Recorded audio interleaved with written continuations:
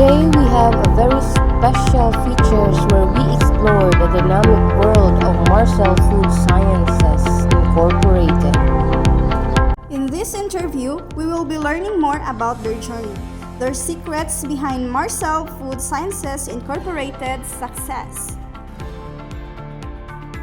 Hello everyone! Welcome to our vlog interview! I'm Baby Lou. I'm Shanalyn. I'm Edessa. I'm Kyla Jean. I'm Lorraine. I'm Mari Jean. And I am Jo Marie Tanay.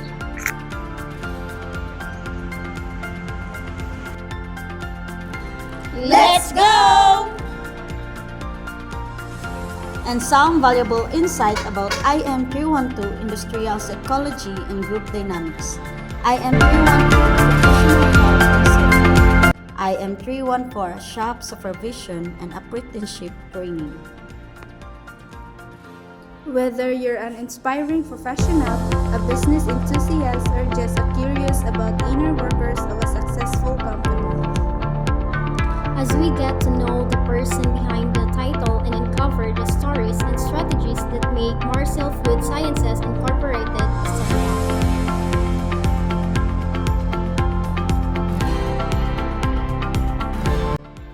We're here with none other than Mr. Frederick Villaflor, manager of Marcel Food Sciences Incorporated.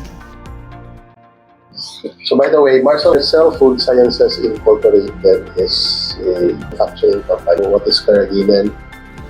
Carrageenan. Okay. Carrageenan is hydrocolloid. What is hydrocolloid? It's a food additive to enhance meat,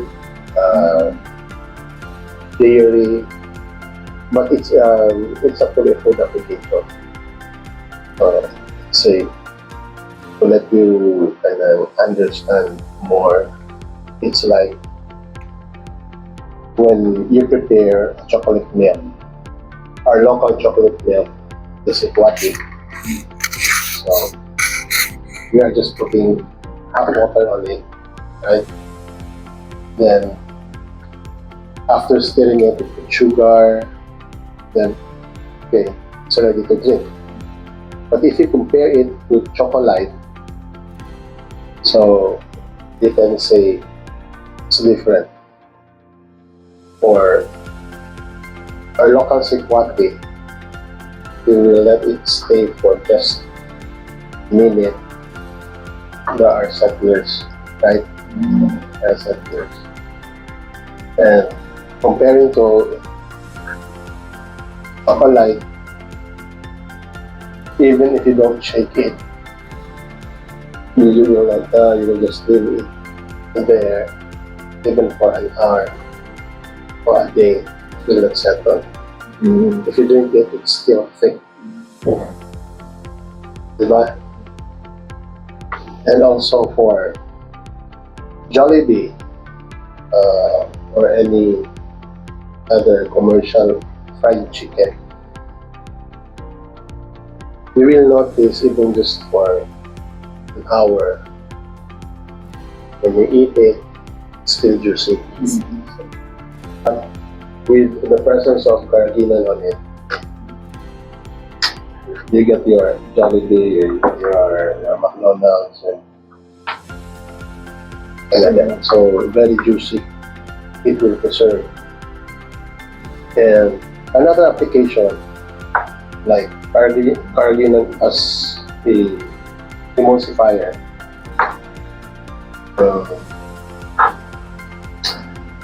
If you mix oil with soy sauce, for example, it will really separate. But with the presence of Carrageenan, it can mix. Diba? And the very, very example of Carrageenan is your gelays. Wala mo kala ng gelays, no? Wala siya. Gelays. So it's made of Carrageenan. 10 grams of carrageenan mixed with 1 liter of water, hot water, muna na siya. So, any questions? Yes. Carrageenan. Well, muna siya. Application. You can see the here supplied to Milos for drinks. So these are dairy products. Even ice cream. Your food ice cream compared to sa lata and Magnolia. Diba kaya tayo? So it's because of carrageenan. So where can we get carrageenan? So carrageenan or carrageenan is from the seaweed.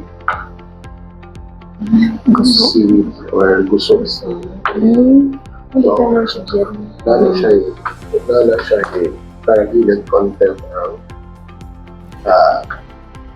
seaweed. So may No, when you say vitamins and other stuffs and minerals, yes, you can have, but it's not with the vitamins or minerals, but the property itself to the requirement of food that you want it. Wala. For thickener only, for emulsifier. It's not so really vitamins and what benefit really on the application, not so the vitamins. Of course, if it's seaweed based, it's high on iodine and you said so if you want to boost your iron or iodine, so okay, you eat seaweed, but it's not actually on the vitamins or the health benefit, but it's more on the application for the food. Okay, so let's start with industrial psychology and group dynamics. First question, sir, is how does the company handle conflicts between team members? How does the company handle team conflicts? Yes, sir. Team conflicts. So, if the simple way of saying it is how do we handle quarrels? Or Yes. ano siya? Mhm. Well, almost all of the structure in that sense, we have what we call the CODI or the Committee on Decorum. Like in both teams, from production to maintenance to quality control, hindi na siya yan, there are sometimes quarrels, especially on production and quality. Production people are saying, oh, we're producing it right, we're producing it with good quality, and the quality control department saying, no, you fail on this parameter, so you have to repeat. That's healthy. But if you mean quarrels like really conflicts, if we don't even have I will not perform my job for this reason, I don't like the person. We have this committee on decorum. That must be settled. The committee is composed of other departments. It should not be from, of course, from the production. It should not be from the quality control. It might be biased. So, but also in different levels. There should be one manager, one supervisor, and a rank and file. So we will investigate. We will investigate. We are not going to find who is responsible for the quarrel, something that objective. We will not say, ikaw magugsakan, ayun na pagilan. But we rather say, we are here to work. We are here to do the right thing. We have procedures to follow. And we should not be doing this.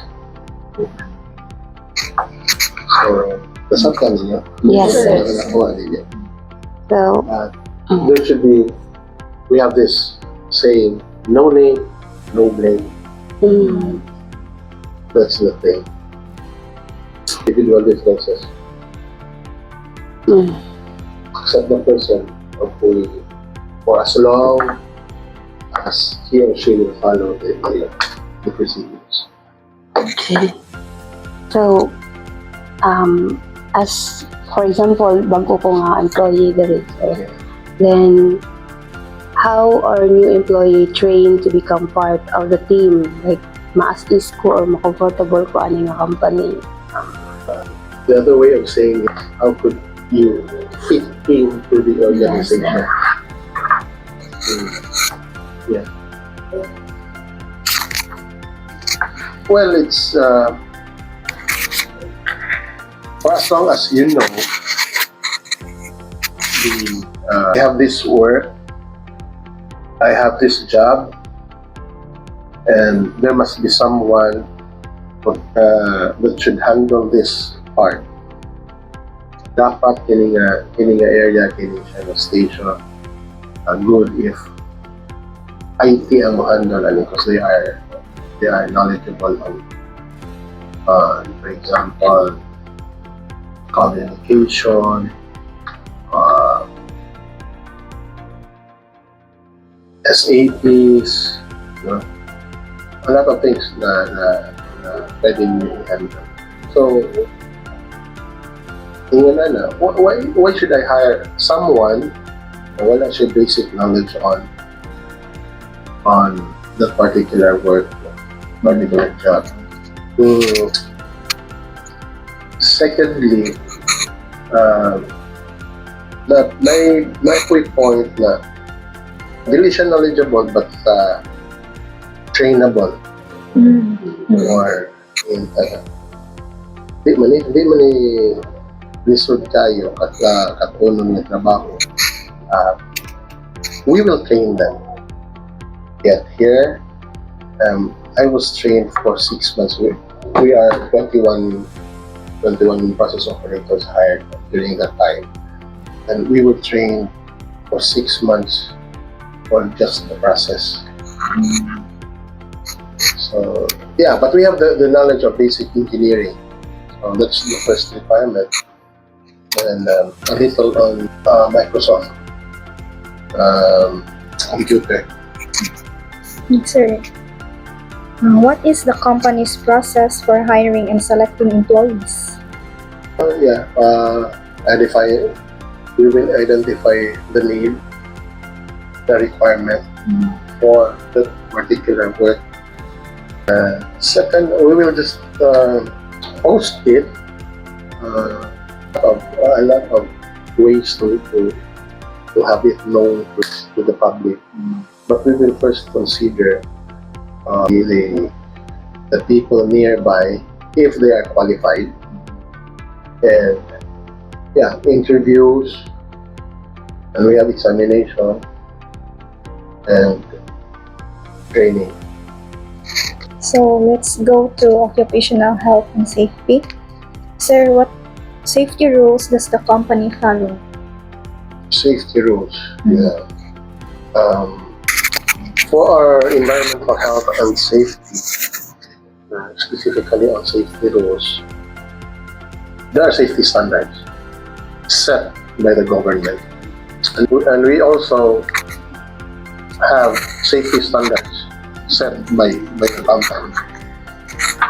We will both follow standards. So, for example, in a company, there should be a safety officer. So we have safety officer. When you have the safety officer, for example, the occupational safety and health standard says he should be trained at least 5 days of safety standards, like basic occupational safety and health standards. Well, we will send them to Magkuhan sila mga workers mo sa mga PTA din. What if ka nang yeah, PPE is not really, it's really, PPEs are the last recourse. Why will you wear a PPE if the workplace is already a hazard-free environment? Like, ari dire. Ano hindi mo ka mag-mask? Ano hindi mo ka mag-gloves? As we know, safety. But, in their workplace, will identify the PPEs, for example, according to the hazards on the workplace. We have this HIRAC. Familiar mo? Are you familiar with HIRAC? Hazard Recognition, Assessment, and Control. HIRAC. So we will recognize the hazard, we will assess the hazard, the level of risk upon the hazard, and we will address it according to its assessment. First, we have 3 engineering. We have 3 controls in addressing hazards: engineering control, administrative control, and the last is PPE. So, layo ba kayo ng PPE? Eh, mas nindot mo work without personal protective equipment if hazards are eliminated. Safety is already considered in your procedure.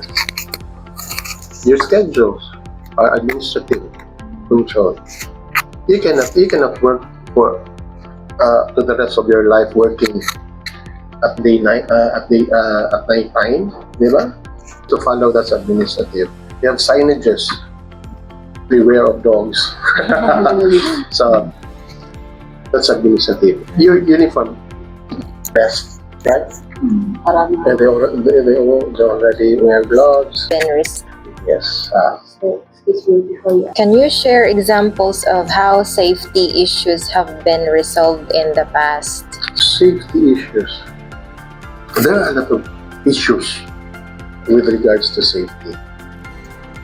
We have identification of unsafe conditions. That's already a safety issue. If you find a hole along the ways, along the passageways, it's already a safety issue.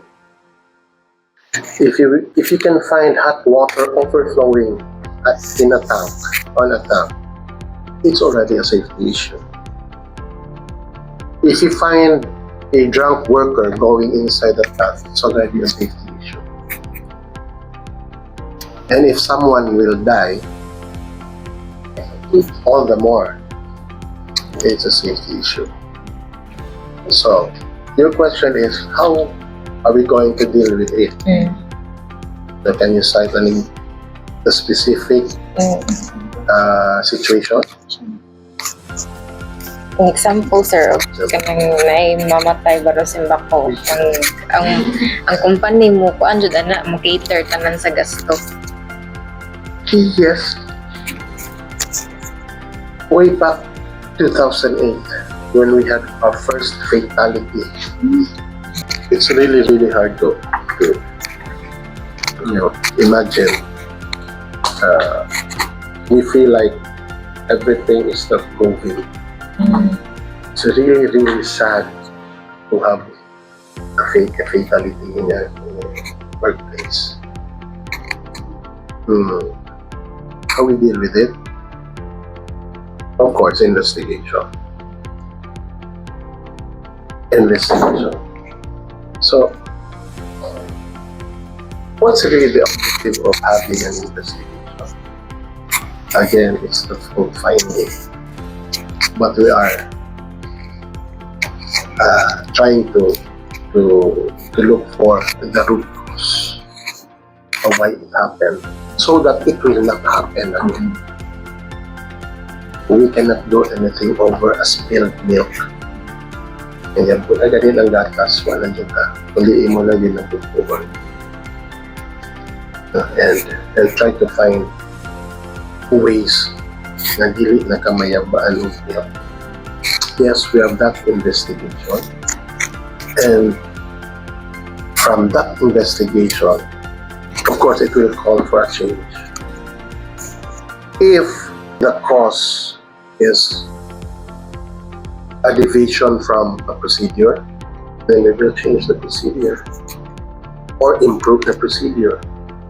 And if it calls for a change of behavior with the workers, then we will all retrain the people. If it's the design, again, we'll back to the three controls.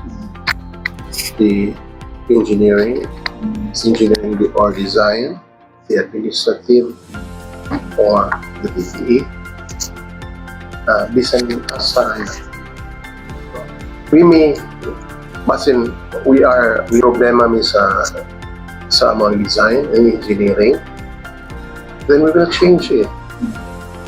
Maybe if it's administrative ang problema, hitabo to ang accident, then we will change that. The policies, the procedures, but if it's behavioral, then we will address the person. We might be needing training. That's how we deal with the accidents. Gasto dyan ito lang sa company, sir. Anything, that's the best funeral ever. Yun. Yeah. Our superiors from Europe, taking day after the incident, we shut down the plant. Ang We family have account. insurance. Family, aluwi kayo. Yung tuloy, hindi pagkuhan, hindi mamatay siguro. And basta ako. Even more than a retirement.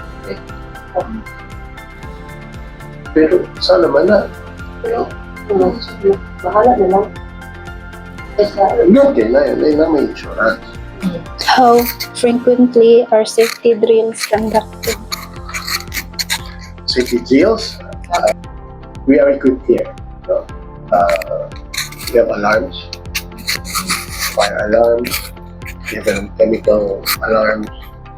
We have that. We will conduct evacuation drill regularly, and of course with the help of fire, Bureau of Fire, and other. We will also hire external trainers for evacuation and first daghan kaya. And that's part of our procedure. Before hiring the personnel, we make sure that they are oriented with. For others, it's not really important. What's the essence of safety? You have your subject, occupational safety and health. And siguro you are familiar already with occupational safety and health standards. So yun naman dyan. That is more than malayo sa atin.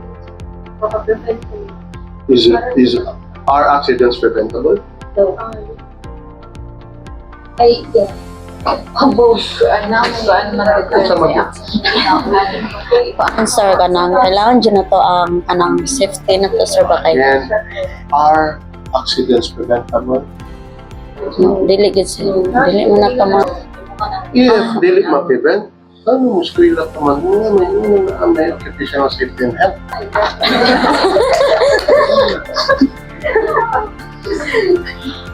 Ma-prevent. Accidents have two elements. First is the safe acts. Yes. Second, unsafe condition. If naalala mo nakagyan na accident. By eliminating one of the two, wala yung accident. Next, Let's proceed to shop supervision and apprenticeship. What does the company teach new workers or trainees? yeah, for example, or OJTs, you can even ask them right now. We not just let them shred, photocopy, but we will really engage them to the real job. Come here to explore. Explore. But if you will learn, well, we will teach you. We can always teach you with what you want to learn. But if you will come here and explore,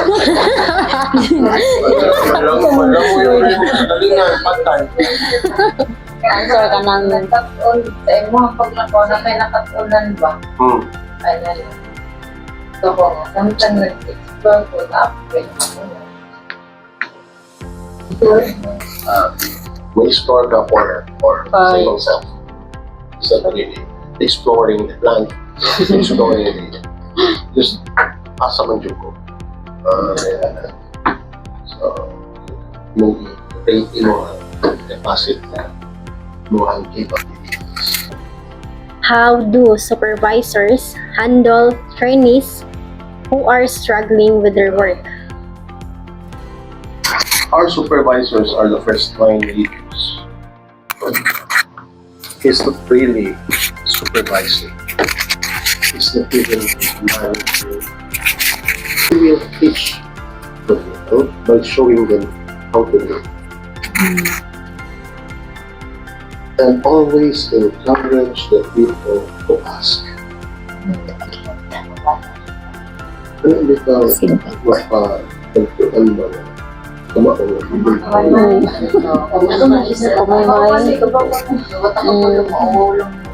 the supervisors are the first one to know that. Kapanan, nagpamaymay ra gid ni. So, we will always asking the people.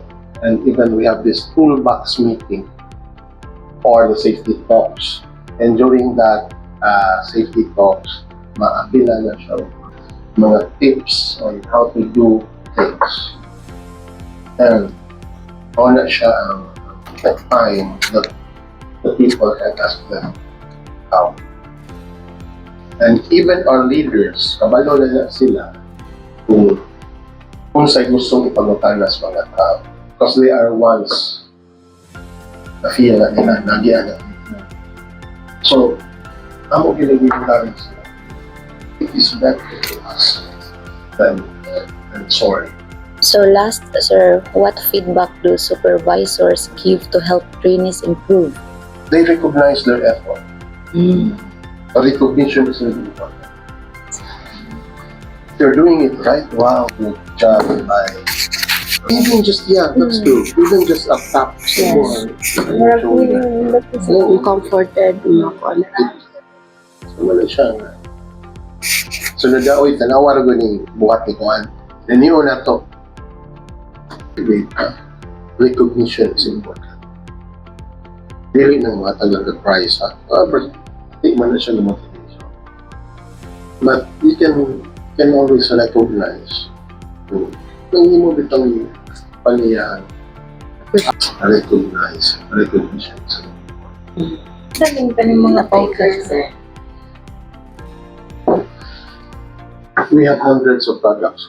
Kana sir, kana mga Nestle, Milo, diri day nagikan nga plant.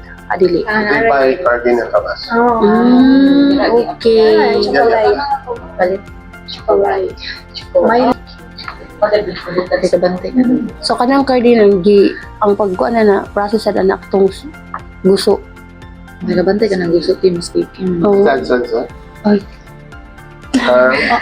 ang pag-process pud anang cardinal, Sorry. cardinal kay naa sad siya yung mga say seaweed yun na siya or kanang naapay mga gipanghalo-halo pa diha nga mga laing ingredients.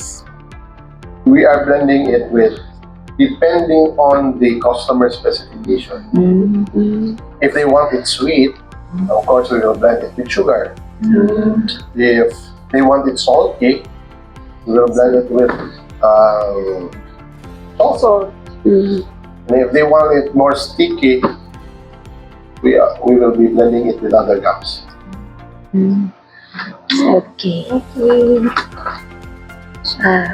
Kasi napakailaing ika sulti about sa company. Yeah. We have this halal policy and we also have the quality policies. So again, we are supplying it worldwide. We are selling cardamom worldwide. So halal. We have kosher, we have halal, and we have the quality policy. If you have that quality policy, you are ISO certified. And if you have that halal policy, you are halal certified. And if you have the kosher certification, you are kosher certified by the Jewish people. Okay. Now, so if you will sell your products to Jewish nations, to Jewish countries like Israel, other Middle Eastern countries without, they will require you to have the certification, the kosher certification. Hudiyo, marina sila. And if you are supplying your Caribbean, our products, you're supplying it to the Islam countries and the Muslim ba, they require you to have the halal certification. That's wastewater treatment facility. Wastewater? Dili may tepo nga company nga amo na dito yung napay sa dagat. Then if you are doing that, siguro wala na yung bakaw. Yeah. Wala na yung isla pa mo yan. Ang pinakagagmay mga ambasakan, mga matay dyan. Among water is basic, really very, very basic. Si Rebel, di ba? PH pa. Right. So, pila may pH kung Neutral sir 7. oo niya, Below 7 mo na acid. niya, Kaya ang above 7 kay Sige. ang acidic mo na below 7. niya. Nalimot ko sa sunod anak mo. Ako na Basic. basic. Oh, basic. Kuman may chemistry. Now, if you will pump water, if you will discharge water out, it's a sea, acidic, what will happen? Okay. Yeah. Kasi what will happen sa kung basic po yung iibutan ito sa dagat, i-discharge mo sa dagat. But, Much is so, kaya siyang acidic. Ma-determine na mo sa iyang pH level. So, mariyaran na, makapasok. Basic kayo ang substance, mungkin kapon. So, gatong ka, kung acidic, so, makapasok sa iyang mariyaran na. Nasa'y purpose anang wastewater O, yang kamay. sa Yeah. Oh, daghan kayo. Daghan kayo. kasi karira ko You can really appreciate your chemistry kung nana mo sa trabaho na mo. Sabi na sa mga industries, hindi rin naman mga center.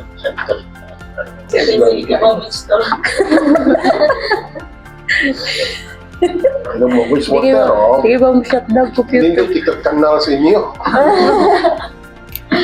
Kung purpose anong kuan, Mm. kanang naay mag-motor sa tubig.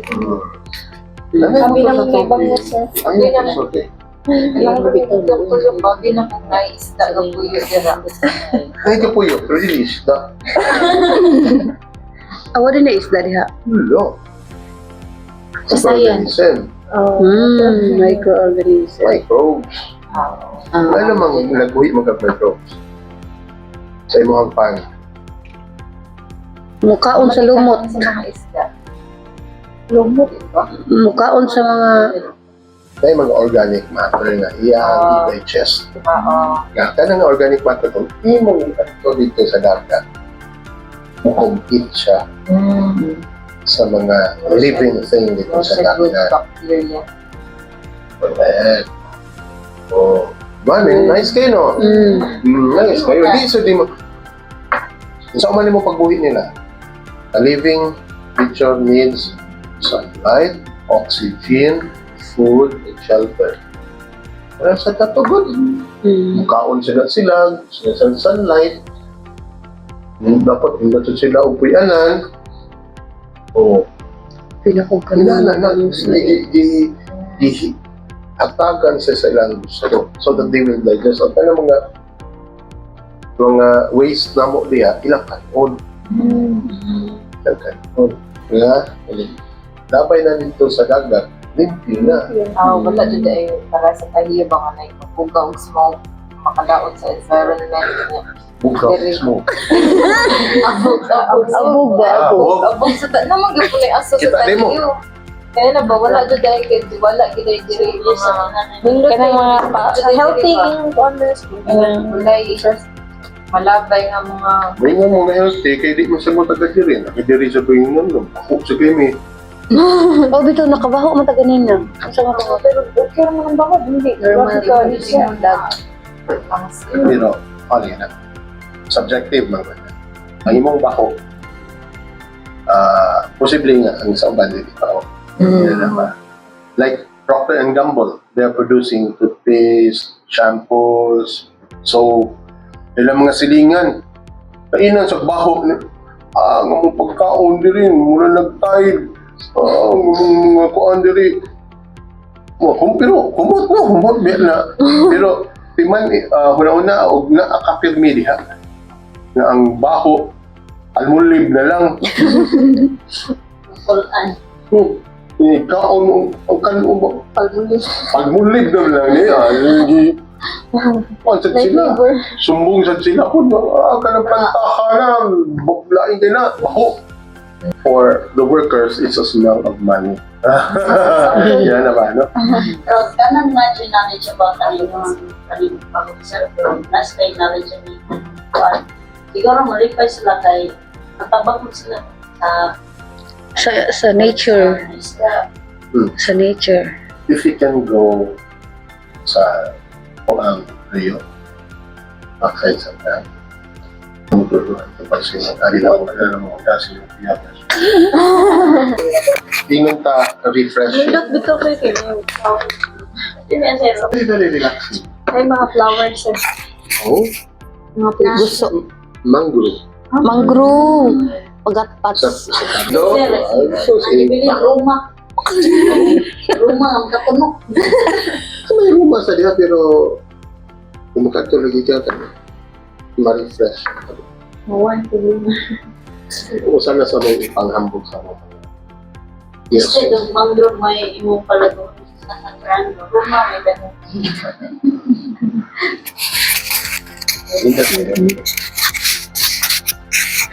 Maka-appreciate mo sa nature. Kaya mo sabi, aso, pero controlled ba? Nakakita na mag-server. Server? Wala ka. Ano kang pa'y tanong yung Server? Cursor? server. Server. Anong data sa Software mo na siya. company? Ayaw, nag-discuss tayo. Discuss si Roma. Wala nag-CPU ba? Yes, sir. CPU. Pero dinago na dito. May mga term yun. Mga IT term yun. Na Microcontroller. Ito? Microcontroller. Controller. Sa pa, Jo? Software.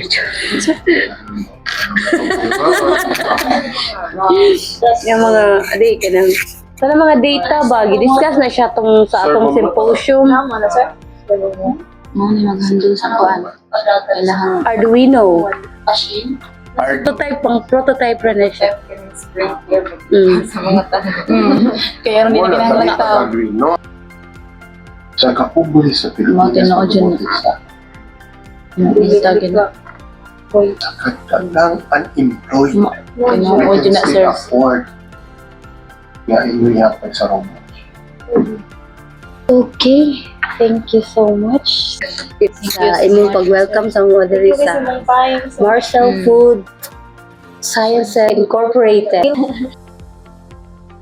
You have it, guys. So Mr. Frederick Villaflor will tour us in IT room where server located.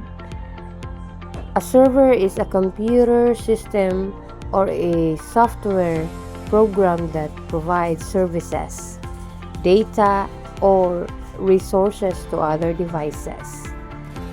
Server is a physical machine, virtual machines, or software application running on a computer.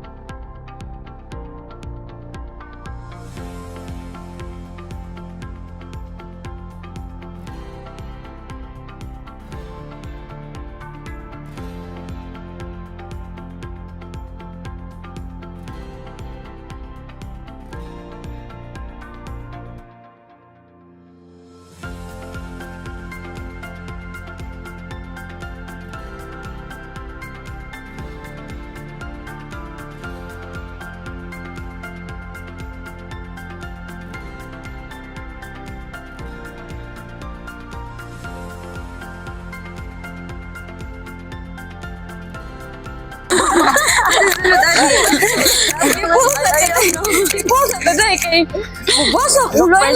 Basa ko.